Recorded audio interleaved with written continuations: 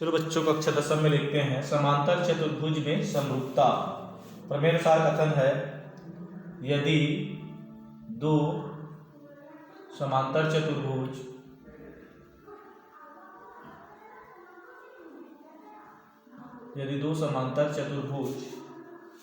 में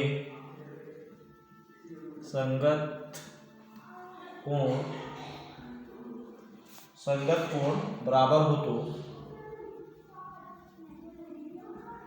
तो उसकी संगत भुजाएं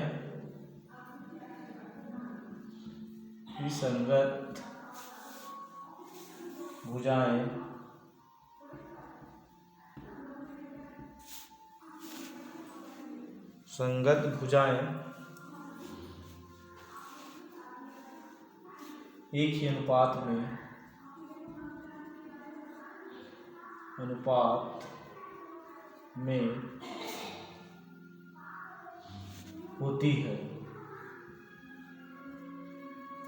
होती है अतः ऐसे चतुर्भुज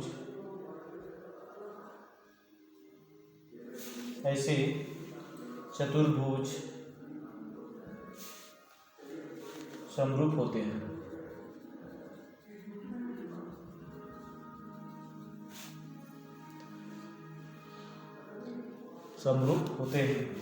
इसमें क्या कहा गया है, यदि दो समांतर चतुर्भुज संगत कोण बराबर हो, जैसे दो समांतर चतुर्भुज है जैसे A B C D, E F G H, दो समांतर चतुर्भुज है संगत कोण बराबर हो, जैसे ये संगत इसके बी कोण बी बराबर हो तो उसकी संगत भुजाएं एक ही अनुपात में होती है। उसकी संगत भुजाएं अगर संगत कोण बराबर है, जैसे कोण ए बराबर क्या है कोण ई, कोण बी बराबर कोण है क्या है कोण एफ, इस प्रकार से हो। इसी प्रकार कोण सी बराबर क्या है कोण जी, कोण डी बराबर क्या है कोण एच। इस तरह हो तो बराबर हो तो उसकी संगत भुजाएं एक ही अनुपात में होती है।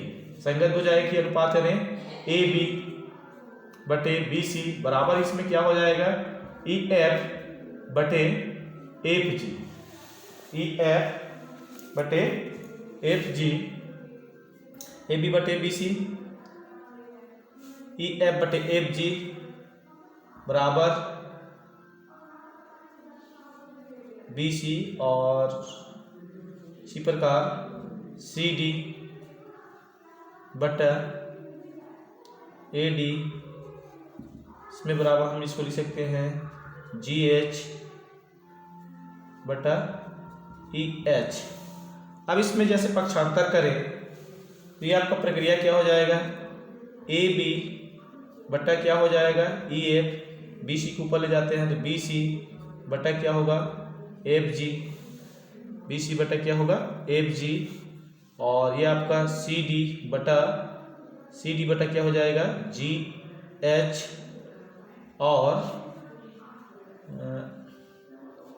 ये आपका ए डी बटा ई एच, ए डी बटा क्या हो जाएगा ई एच, ए डी बटा ई एच। तो इस तरह से होते हैं, भुजाएं एक ही अनुपात में होती है, अतः ऐसे चतुर्भुज क्या कहलाते हैं समरूप कहलाते हैं। और इसमें आगे देखें, क्योंकि इस प्रमेय का प्रयोग आपकी प्रश्नावली में होगा।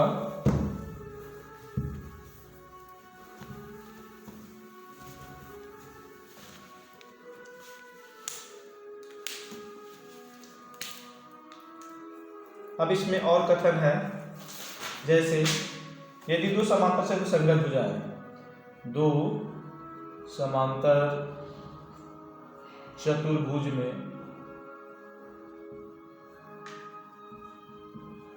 संगत भुजाएं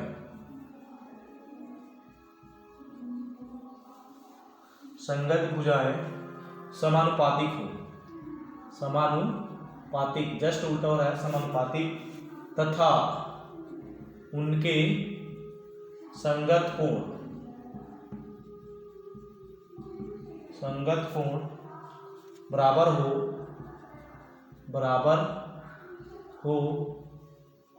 तो वे समांतर चतुर्भुज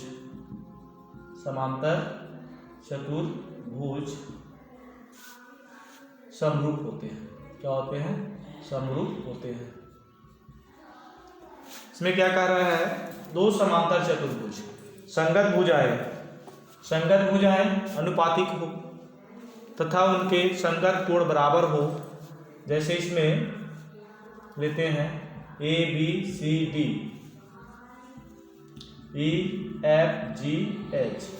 क्या कहता है? संगत भुजाएं समानुपातिक। ए बी बटा क्या होगा? E F, C B C बटा क्या होगा? एफ जी, और सी डी बटा क्या होगा? जी एच, और डी ए बटा क्या होगा? H E. अगर ये हो, संगत भुजाएं समानुपातिक हो तथा संगत कोण बराबर हो, ये आपका ये होता है तो स्पष्ट होगा। कोण ए बराबर क्या होगा? कोण ई। कोण बी बराबर क्या होगा? कोण एफ। और कोण सी बराबर क्या होगा? कोण जी। एच बराबर क्या होगा? डी। तो इस तरह हो तो ये दोनों समांतर चतुर्भुज क्या हो जाते हैं? समरूप होते हैं।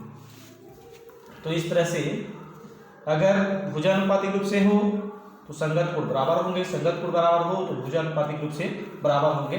तो कंडीशन क्या होगा? समांतर चतुर्भुज होगा। क्या होगा? समांतर चतुर्भुज होगा। अब यहाँ पे देखें प्रश्नावली 11.3 अंतर्गत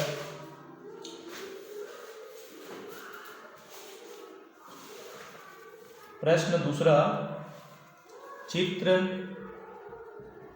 1 के त्रिभुज और 2 में दिए गए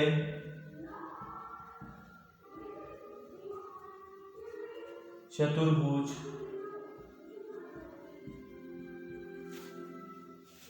समरूप है।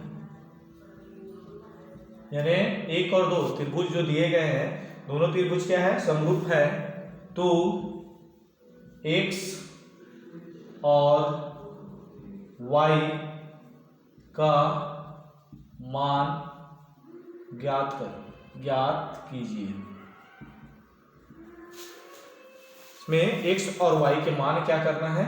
ज्ञात करना है। x और y के मान क्या करना है? ज्ञात। दोनों चित्र क्या कहता है? समरूप। देखें चित्र इसमें दिया है त्रिभुज ए बी सी, अगला त्रिभुज है पी क्यू आर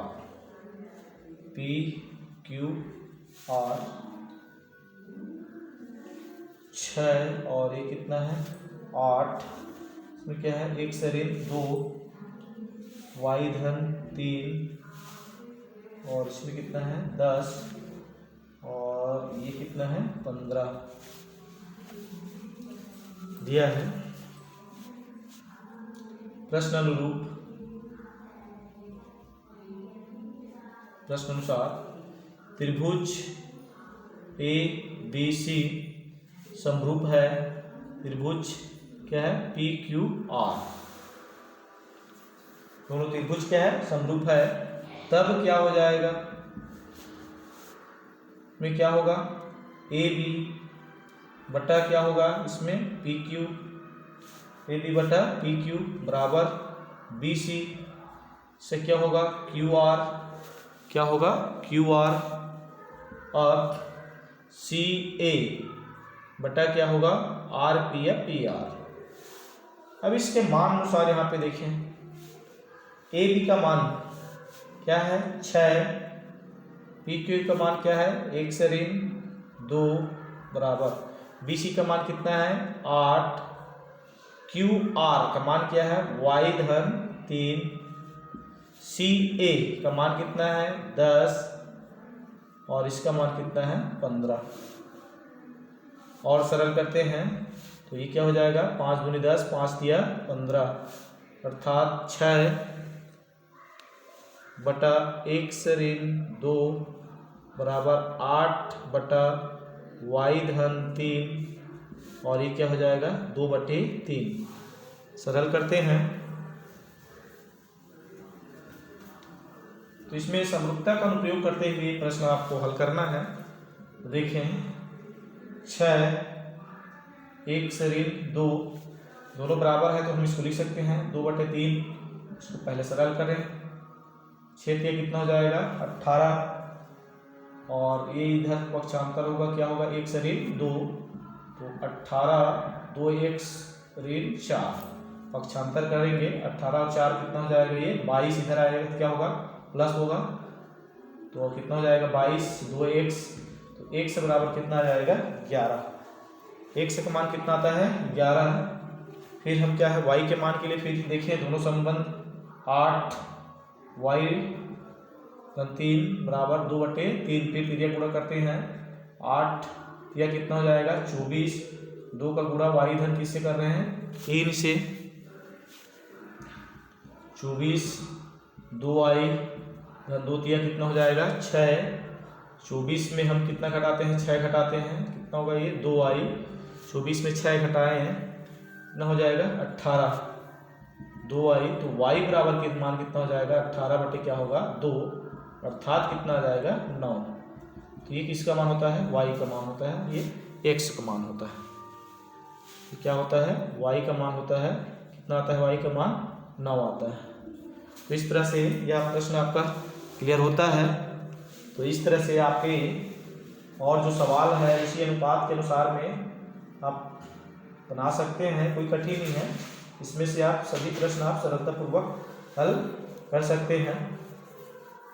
तो इस तरह से प्रश्नावली 11.3 यहाँ पे समाप्त होता है, और इसमें टोटल प्रश्न इसमें 5 प्रश्न है, लेकिन सभी क्या है इसी के बेस में अनुपातिक वाले हैं, है नहीं। भुजा और कोण समानुपातिक रूप से बराबर हो तो समरूप त्रिभुज या चतुर्भुज है, या समरूप चतुर्भुज या त्रिभुज हो तो उसके भुजा अनुपातिक रूप से क्या होते हैं बराबर होते हैं। यह नियम लागू होता है, और इस नियम के अनुसार ही जो सवाल है उसको आपको हल करना है। तो इस तरह से यह प्रश्नावली क्लियर होता है। अगला प्रश्नावली अगला वीडियो में फिर आपको बताया जाएगा। धन्यवाद।